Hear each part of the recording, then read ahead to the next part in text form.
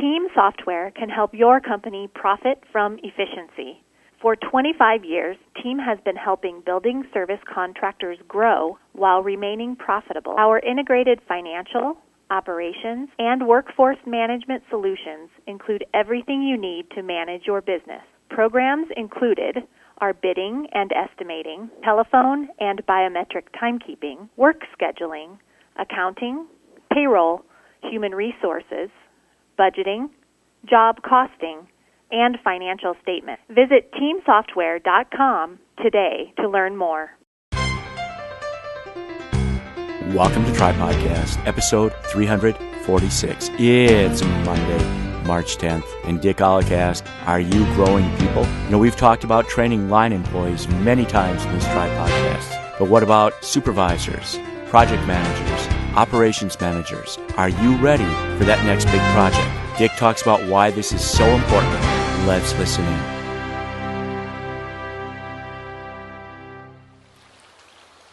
Today I want to talk with you about growing people.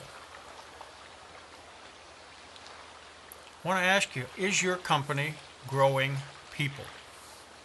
You know, I've probably heard maybe a gazillion times from contractors, and gazillion's a big number, that in fact, I've had contractors call me and say, you know, I'm starting this new project, and it's a large project, but you know, I don't have anybody to that's capable or that is qualified to take the reins and be the project manager or be the supervisor in that facility.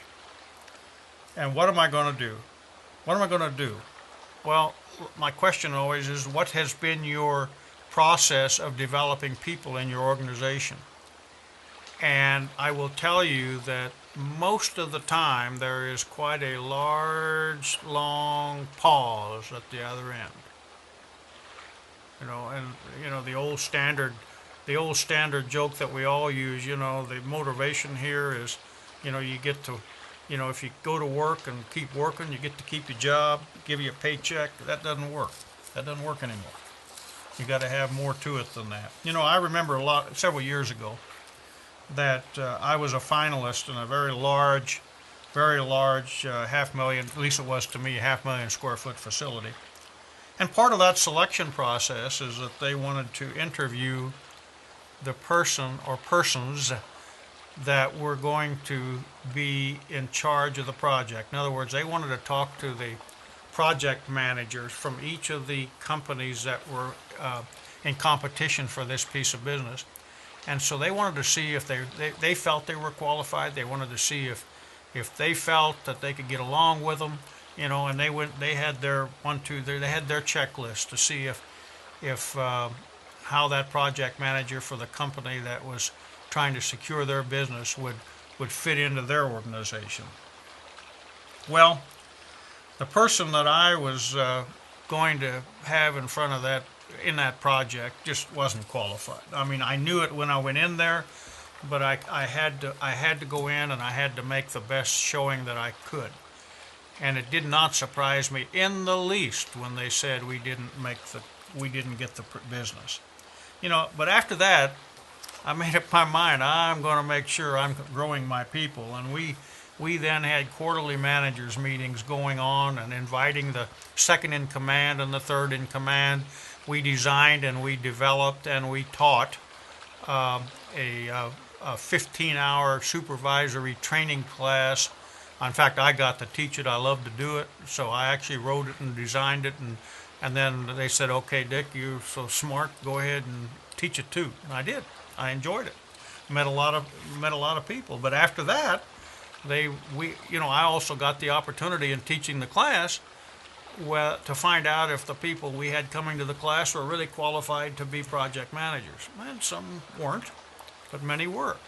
But the point I'm making is that we had to sit up and we had to be embarrassed in front of a prospect that we didn't have a qualified candidate to lead the crew that was going to be cleaning their facility. To wake up and say, we're not going to wait for people to come to us any longer. We're going to go find them, and we're going to recruit them. We're going to put a good orientation with it. We're going to do a good job of having a training class for supervisors, and so that we're constantly growing them. And at the time we didn't think of it, but later on as we began to develop the course and as we started bringing graduates through it and giving them a full-fledged, nice-looking diploma, we started using it as a selling tool. That we started showing the curriculum that we had, and in our proposals, and saying we have ongoing training for people, bringing them up through the ranks, so that if people said, "Have you got the people that can do this?" If the prospect said, "You got people that can do this?" we could show them this information. So it became a selling opportunity for us as well. But let me ask you, how are you developing your people? How are you growing your people? You have to take the lead.